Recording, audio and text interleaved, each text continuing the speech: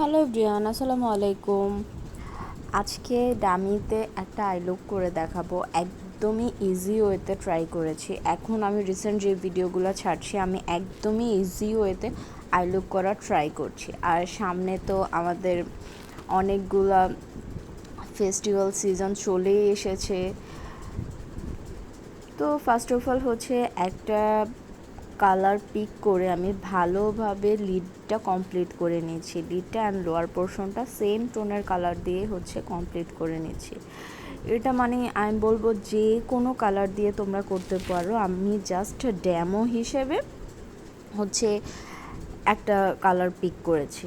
দেন হচ্ছে ওপরটা একটা অরেঞ্জিশ কালার দিয়ে, অরেঞ্জিশ ইয়েলো দুটো মিক্সড করে হচ্ছে আমি ভালোভাবে ফ্লাফি একটা ব্রাশ নিয়ে ব্লেন্ড করে দিচ্ছি, যাতে খুবই ব্লেন্ডেবল লাগে, একদমই হার্শ কিছু না লাগে। অ্যান্ড হাফ কাট ট্রেস করে নিয়েছি। অ্যাকচুয়ালি হাফ কাট ট্রেস না, একটু বেশি করেই ক্রিজটা কেটে নিয়েছি। মানে আমার যতটুকু মনে হয়েছে ক্রিজটা কাটার দরকার ঠিক ততটুকুই আমি কেটে নিয়েছি।